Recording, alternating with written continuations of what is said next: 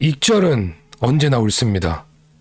스톰엑스 장중 74%까지 상승하고 마이너스 14%까지 하락을 했으니까 거의 80%까지 하락을 한 방에 해줬죠.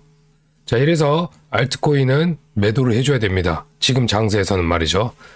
자, 여러분들 영상 시작하기 전에 구독, 좋아요는 의리로 가고요. 일단 댓글 한번 가겠습니다.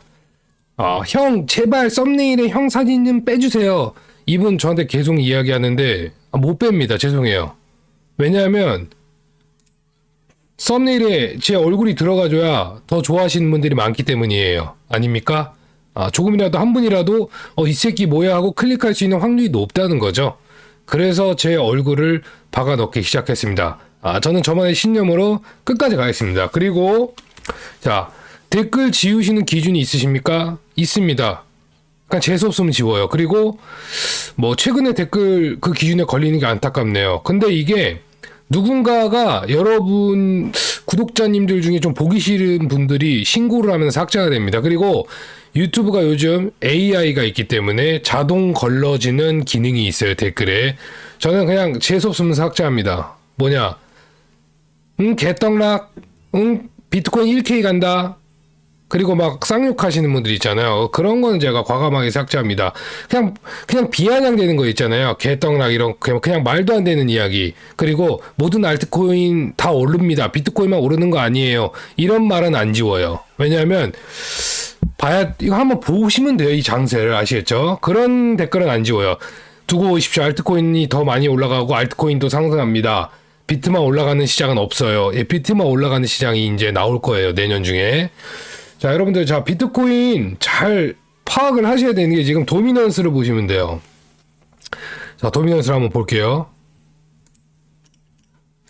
여러분들이 도미넌스 안에서 많은 공부를 하셔야 돼요. 저도 공부를 하고 있는 중인데, 자, 비트코인 도미넌스가 이렇게 하락을 하죠. 예. 이렇게 하락할 때는 시총이 큰 형님들이 상승합니다. 그리고 지금 오히려 업비트에서 장단지 잡주가 막 설거지하면서 올라갈 때는요, 도미넌스 오히려 상승하죠. 예. 그러니까 무엇을 말하고 싶냐? 스톰엑스 같은 코인, 뭐 엽점주 코인들 여기서 20배 올라가도 도미넌스 안 내려갑니다. 예. 시장에 차지하는 시총이 굉장히 적기 때문에 여기서 10배 올라가도 도미넌스 꿈쩍도 안 하고 도미넌스 오히려 올라갈 가능성이 있습니다. 자, 결론부터 말씀드리면 알트코인들 지금 급하게 설거지하는 것으로 저는 보고 있어요. 근데 이게 모든 알트코인은 아니고요. 잡주가 이거 잡주입니다. 스톰엑스, 코박 토큰, 썬더 토큰, 뭐 왁스, 스팀 달러, 아아 토큰, 아크, 온톨로지 가스 뭐 이런 것들 개인적으로 전부 다 잡주입니다. 무비블록. 엽전주가 올라가니까 동반 상승으로 지금 소수점 단위 코인도 올라가고 뭐 지폐주도 좀 움직여주고 동전주 이런 식으로 지금 위에 이 상위권을 한번 봐보시면요. 뭐 많이 상승한 것도 아닌데 지금 거의 다 김치코인이라는 것을 우리가 볼 수가 있어요. 그죠? 하지만 시총이 좀 단단한 리플 또는 뭐 도지코인이나 이더리움 그리고 이더리움 클래식 체인링크, 폴카닥 이런 거는 큰 폭락은 나오지 않은 채 어느 정도 가격을 유지시켜주는 차트의 흐름을 우리가 볼 수가 있겠다. 자, 이렇게 보면 상승 뒤 뭐 링크 같은 거 보면 상승하고 난 뒤 단순 조정의 흐름으로 가고 있죠.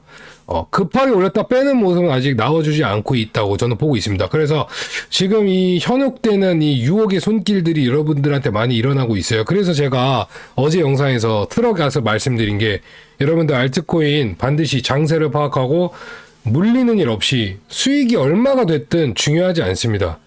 매도를 해줘라.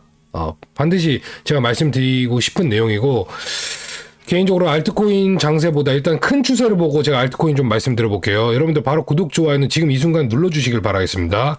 자, 비트코인 제가 주봉으로 한번 오랜만에 차트를 한번 보겠습니다. 자, 비트코인 주봉상 지금 현재 상승에 대한 조정 파동이 진행 중에 있고 이 주봉상 큰 하락을 찍어주는 것보다도 현재 민기적되는 모습을 보여주고 있어요. 그래서 한 28K까지는 제가 충분히 열어도 되는 구간이다. 하락을 한다면 28,000 초반까지도 충분히 조정이 나온 뒤에 재차 상승을 보는 그림을 우리는 그려볼 수 있을 것 같다. 그래서 지금 5위평을 주봉상 이탈을 해서 마감을 하면 밑으로 좀 뺄 수 있어요. 한 28,000 초반까지도. 이렇게 해서 저는 28기 초반까지 일단은 조정의 범위를 열어두고 있습니다. 그래서 그 조정이 마무리되고 나서는 어느 정도의 상승을 해줄 것으로 보고 있는데, 여기서 하나 우리가 조금 생각해 봐야 될 게 뭐냐면 나스닥입니다. 자, 나스닥 지금 주봉상 제가 봤을 때 단기든 중기 고점을 형성해 준 느낌이 있습니다. 부자연스러워요. 예, 제 말은 100%는 아니지만 부자연스러운 차트의 모습이 나왔어요. 뭐냐, 여기서 이대로 여기를 뚫고 가는 거는 굉장히 부자연스러운 차트의 모습을 보여주고 있다. 이쁘지가 않아요. 그래서 이게 어느 정도 조정폭을 만들어주면서 기간으로 쭉 빼는 그 시작점으로 돌입할 가능성이 있습니다. 뭐 단순히 일봉에서 뭐 올랐다가 또 내렸다가 이렇게 하다가 한 번 더 어느 지점을 돌파하지 못하고 나서 실망 매물이 쏟아지는 기간 조정, 이 시작점이 바로 7월 8월부터 시작될 것으로 저는 보고 있어요. 나스닥은. 그렇다면 얘는 어느 수준까지 내려와 주면 좋을까 해서 좀 체크를 해보면 그냥 이 정도 선 12,000 뭐 중반, 12,000 후반 뭐 이렇게까지 해서 지금 14,000 돌파했으니까 요 정도까지는 조정을 해주면 비트코인이 이만큼 나스닥이 올라왔으니까 이 나스닥장이 조금 흐지부지할 때 비트코인 또 상승분 만들어내면서 함께 전체적인 조정으로 가는 그림을 저는 보고 있습니다. 이게 제가 나스닥과 비트코인의 약간의 디커플링 장세를 말씀드리는 건데, 하락할 때는 같이 따라가는 경향이 있고, 그 이유는 이제 비트코인 유동성이 많이 유입이 되는 장이잖아요. 유동성이 빠지면 비트코인 못 오르고 금리 때문에 못 오르기 때문에 같이 함께 내려갈 때 이렇게 조정할 때 비트 한번 올려주고 쭉쭉 이렇게 나스닥도 한 12,000 중반까지 뺄 때 비트코인도 조금 하락 흐름으로 진행되는 그 그림을 일단 보고 있습니다. 그거는 이제 조금 먼 이야기니까. 그래서 지금 조금 나스닥을 보면서 계속 생각하고 있었어요. 이거 좀 차트가 좀 부자연스럽고 이쁘지가 않다. 그러면서 이제 비트코인도 다음 주 주봉까지 해서 28,000까지 열어두고 나서 거기서 나오는 이제 재차 고점을 높여주는 상승의 흐름을 저는 개인적으로 보고 있습니다. 그래서 왜냐면 이게 비트코인은 지금 부자연스럽지가 않은데 나스닥은 한 이 정도까지 온 거예요. 지금 비트코인으로 치면 50K까지 왔다고 보여져요, 차트가. 그래서 조금 이렇게 해서 한 파동 꺾어주고 이제 같이 함께 이렇게 이런 흐름으로 갈 가능성을 저는 보고 있습니다. 이 기간이 또 한 번 우리에게 주는 엄청난 인내의 시간이라는 걸 우리는 반드시 알아야 될 것 같고요. 또 제가 여기다 메모를 했는데 이런 식으로 이렇게 제가 메모를 해놓는 건데, 자, 여러분들 항상 이런 경우가 있어요. 그 코인으로 돈 벌면은 그때 가서 해야지 이렇게 좀 미루는 습관들이 있어요. 그게 뭐냐면 오늘 할 일을 이 비트코인 암호화폐 시장 때문에 그걸 미루면 안 돼요. 코인 벌면은 뭐 사야지. 코인으로 좀 안정화되면 그때 해야지. 이런 게 있더라고요. 저도 사실 되게 많았어요. 그래서 어떤 행동을 했냐. 잘 안 먹기도 했고, 맛있는 거 먹고 싶은데 일부러 집에서 먹고, 옷도 안 사 입고, 진짜 그랬던 시절이 2018년도 막 이때 그런 짓을 많이 했는데, 지금 지나고 나서 보니까 오히려 그렇게 했던 저의 행동들이 더 오히려 힘들었던 것 같아요. 그냥 그 순간 어차피 내가 코인 시장에서 포기하지 않고 가려고 했으니까 조금 고통을 잊고 맛있는 거를 먹고 싶다면 좀 사 먹고, 뭐 너무 비싼 옷은 아니어도 조금 내가 입고 싶었던 옷을 하나 정도 구입하고, 뭔가 이런 소소한 행복이 하나씩 필요해요. 근데 나중에 코인으로 돈 벌면 집 사야지. 이거 잘 되면은 진짜 한 방에 내가 뭐 차도 사고, 부모님한테도 돈 드리고, 뭐 가족이 있다면 내 자식에게 이렇게 해주고 싶고, 내 와이프한테도 해주고 싶고, 때론 내 남편한테 이렇게 해주고 싶고, 이런 너무 먼 미래의 목표를 잡으면은요, 중간에 조금 힘듭니다. 왜냐면 그건 이루어지지 않기 때문이에요. 단기간 안에. 집을 사는 게 여러분들 쉽지 않죠. 그리고 막 차를 갑자기 뽑아서 돈 벌면 해야지. 그런 거 하다가 더 큰 고통과 아픔이 비트코인 시장에 있을 때 중도 하차해버리면은요, 결국 아무것도 못한다. 그래서 제가 말씀드리고 싶은 딱 중요한 말씀은 너무 큰 목표보다 당장 오늘 해결할 수 있는 하나의 행복을 좀 쟁취할 수 있는 그런 시간을 좀 보냈으면 좋겠어요. 제가 댓글에 그런 걸 많이 봤어요. 아, 저 반드시 이번에 10억 벌어야 돼요. 반드시 이번에 마이너스 90% 1억 벌어서 제가 이 5억으로 뭘 사줘야 되고 제 아들 집을 사줘야 되고 뭐 우리 부모님한테 뭐 해줘야 되고. 근데 그렇게 안 됐을 때 어떻게 할 거냐는 겁니까? 당장 그건 너무 희망 고문이잖아요. 당장 내일도 어떻게 될지 모르고. 그러니까 그렇게 계속 그때 가서 코인으로 돈 벌면 그때 가서 해야지. 이거는 제가 봤을 때 오히려 감정적으로 더 힘듭니다. 코인과는 제가 관계가 없다고 지금 말씀드리는 내용이지만 이거 상당히 투자 시장과 되게 중요한 한 부분입니다. 당장 해결할 수 있는 걸 먼저 하시는 게 좋다. 아직 시작도 안 한, 아직 하기도 힘든, 아직 먼 미래의 것을 그때 가서 해야지라면 정말 버티기 힘들어요. 아시겠죠? 자, 그래서 제가 지금 김치코인과 알트코인에 대해서 좀 말씀드리고 싶은 건 뭐냐면, 뭐 스토맥스 지금 이제 이렇게 또 이런데 또 이제 쓸려 들어가시는 분들이 있어요. 제가 이거 스토맥스를 얘기하는 게 아닙니다. 자, 보세요. 자, 일봉으로 놓고 이렇게 이평선을 좀 장기 이동평선을 좀 보면은 이렇게 지금 240일 이동평균선 또는 뭐 200일선도 괜찮은데요. 지금 첫 번째로 이 잡주가 튀어오를 때는 한 200일에서 241선을 이렇게 강하게 한번 돌파를 합니다. 그리고 한 방에 뚫고 가는 경우는 없고 한 번 크게 하락을 또 해줘요. 예. 올린 걸 다 내리는 경우가 굉장히 많은데 그때 거래량을 잘 체크하셔요. 예. 거래량을 잘 체크해주고 지금 이건 어떻게 보면 디센딩 트라이앵글 패턴으로 올라온 구간이죠. 근데 이게 요 매물대를 다시 한번 밀고 옆으로 계속 긴다. 그럼 재차 반등이 나올 가능성이 있기 때문에. 근데 이 고점을 생각하면 안 돼요. 그래서 여러분들한테 지금 한 가지 말씀드리고 싶은 내용이에요. 이런 오랫동안 지지를 받았던 돈까지 다 내려왔다. 그럼 여기서 이제 개미가 일단 다 파는 거예요. 손절이죠. 근데 여기를 또 밀면서 가는 거예요.